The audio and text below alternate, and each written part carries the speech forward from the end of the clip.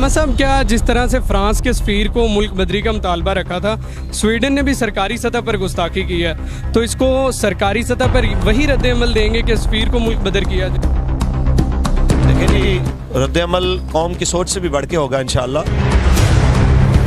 शरीफ भी जाके उसे जफियाँ डाल रहा है और वही किरदार अपना रहा है कि जो अभी मुतालबात के हवाले से भी उसमें कोई नज़र नहीं आ रहा कि उन्होंने उस तरह से अमल दरामद किया हो, तो उसके हवाले से भी कोई अगला लाहे अमल देंगे या? अगर खान की हुकूमत में ये कुछ हुआ तो अब पीडीएम की गवर्नमेंट में ये सारा कुछ हो गया। अगर तो रियासत अपने बाशिंदों के साथ किए हुए मुआहदे के ऊपर भी खड़ी नहीं होती तो वो दुनिया के सामने अपने मुल्क का क्या इमेज रखना चाहती है? अस्सलाम वालेकुम नाज़रीन, आपका मेज़बान सैयद राहील हुसैन रिजवी आपकी खिदमत में हाजिर है। इस वक्त तहरीक लबैक पाकिस्तान के ज़ेरे एहतमाम जो है वो रैली निकाली गई है, जिसका आगाज़ ठोकर से किया गया और मरकज़ रहमतुल लिल आलमीन में इस वक्त हम मौजूद हैं। अल्लामा फ़रूकुल हसन साहब हमारे साथ हैं कि स्वीडन में जो हालिया गुस्ताखी हुई है, कुरान मजीद को जलाया गया, इसके मुतालिक जो है तहरीक लबैक पाकिस्तान का क्या लाहे अमल है, वो क्या करने जा रहे हैं?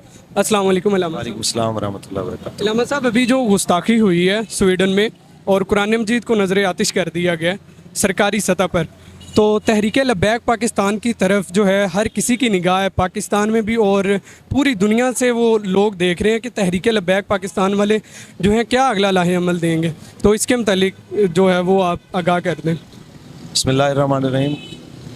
जी, हस्ब साबिक तहरीक लबैक या रसूलुल्लाह मुसलमानों की उम्मीदों पे इंशाअल्लाह पूरी उतरेगी और मुसलमानों को कभी मायूस नहीं करेगी। इस पे बहुत जल्द रद्द-ए-अमल बस आज ही मरकज़ की तरफ से आने वाला है और जो भी इंशाअल्लाह रद्द-ए-अमल आएगा पूरी कौम उस पर इंशाअल्लाह लबैक कहेगी।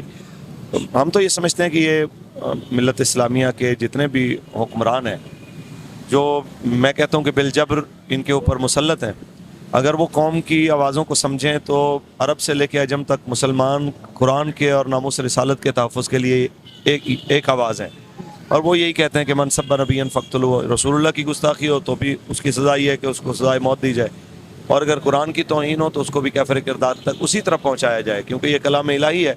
कलाम इलाही की तौहीन की सज़ा भी वही होनी चाहिए। लेकिन होता यूँ है कि जो इक़्तिदार की कुर्सी पे बैठते हैं वो चंद करोड़ या चंद अरब डॉलर की लालच में अपने ईमान, मज़हब, इस्लाम हर चीज़ को फरामोश कर देते हैं। पहले खान साहब की हुकूमत थी तो अभी यही तरीक़ाकार था कि एक सफ़ीर की खातिर उन्होंने हमारे दर्जनों साथियों को शहीद किया। तो फिर ये बाद में बदबख्त हुकूमत आई तो शहबाज शरीफ भी जाके उसे जफियाँ डाल रहा है और वही किरदार अपना रहा है। तो अब दूसरी दफ़ा, यानी पहले अगर खान की हुकूमत में ये कुछ हुआ तो अब पीडीएम की गवर्नमेंट में ये सारा कुछ हो गया।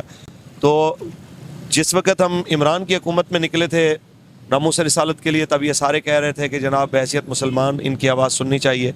तो आज हम निकले भी हैं मज़ीद निकलने के लिए। जब आवाज़ मरकज़ की तरफ से आती है, किस दिन निकलते हैं और किस अंदाज से निकलते हैं और कहाँ तक जाते हैं, ये फ़ैसला तो हमारे अमीर मोहतरम और मरकज़ करेगा इंशाअल्लाह।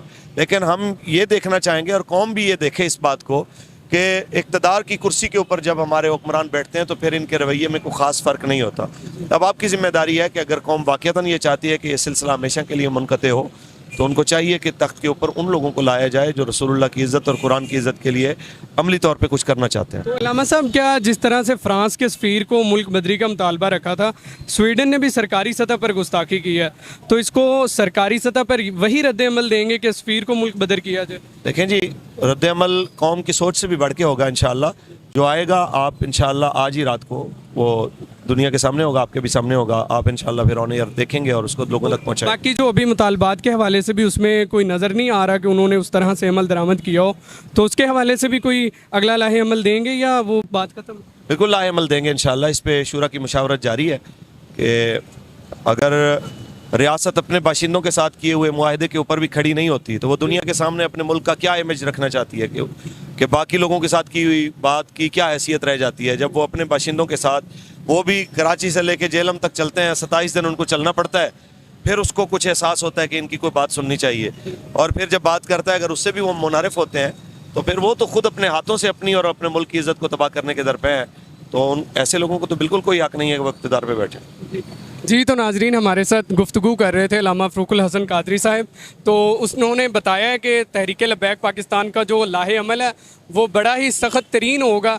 ये जो मौजूदा गुस्ताखी हुई है, ये हालिया गुस्ताखी हुई है, और पीछे जो मुतालबात भी तहरीक लब्बैक पाकिस्तान के तस्लीम नहीं किए गए और इनके हवाले से भी बातचीत की जा रही थी कि वो मुतालबात तस्लीम नहीं किए गए, तो इनके हवाले से तहरीक लब्बैक का कोई मौक़िफ़ नहीं आया।